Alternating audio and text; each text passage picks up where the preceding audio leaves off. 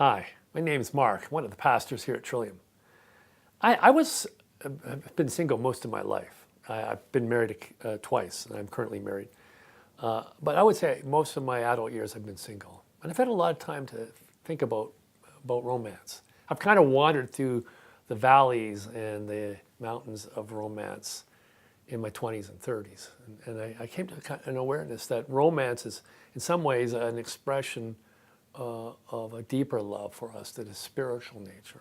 I mean, I think any of us who have had experiences of romantic love generally have found that in the long term it doesn't really deliver. It usually ends up disappointing us. And I think there's a part of our hearts that pines for that real connection with someone over a long period of time. And yet that's so hard to find in this world. In fact, I think my first marriage failed because we couldn't get over the difference between what our hopes and dreams were in romance and what the reality of our relationship was in life.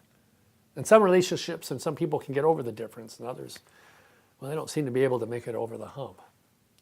One of my favorite songs in my journeys through romance was a song called Beyond the Sea. It's been covered a few times over the years, made famous by Bobby Darin. And it talks about a guy who pines for a love that's beyond the sea. The song was originally written by a guy named Charles Trenet in 1945. He was a Frenchman. He wrote a song called La Mer, the sea.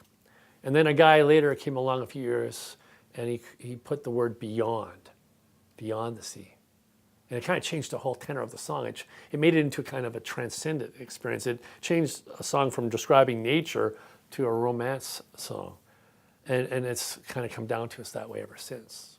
And in the song, there's a love waiting for the one who sings it, who's waiting beyond the sea. It's over the horizon, beyond our vision. It's there waiting for us, but it's not in our immediate grasp. There's a kind of a not yet quality about it. And I experienced that a lot in romantic love. And in my deeper self, I still think that the song gets at something really powerful, that we're looking for that complete love, that perfect love. And even in the best of our relationships, we don't find it. And we wonder, there must be something more to love than what we experience. And Jesus tells a story about this, actually, in the Gospel of Luke. Talks about a young man, the younger of two sons, who goes to his father and asks for his inheritance. And he leaves his father's love, and he sails across the sea, in a sense, to a foreign land, to a different country, a place where he doesn't really belong. And he goes looking for love in all the wrong places, in a sense. And he ends up squandering his resources, his inheritance, and ends up destitute in this foreign land. And to the point where in the midst of a famine, he has no one, nothing, and he works as a hired laborer and is starving and would even eat the corn cobs that are fed to pigs, and yet no one offers him anything. And in that moment, he wakes up and he goes, yeah, my father's servants were much better off than I'm doing here. I'll go home, not as a son, but as a hired servant. He doesn't yet know that there is that perfect love waiting for him. He hasn't discovered that. The song is very confident about the fact that there is this ultimate perfect love waiting for us on the seashore, waiting for you and for me, each of us. This perfect love waiting for us, each one of us.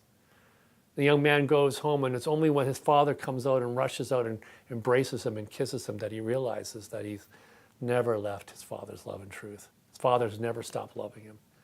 His father's care and compassion for him has always been with him.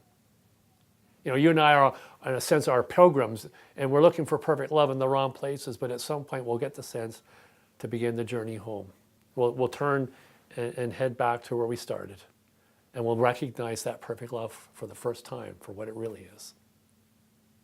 I sometimes think people here at Trillium, we're pilgrims. We're each on our pilgrimage home again, and that we're a pilgrim's band journeying through life together. We won't experience that perfect love with each other, but we might provide each other with the kind of care and companionship that will allow us to make the journey together. In the end, we'll find that the love that waits from just each of us waits for all, and that we're part of one glorious family.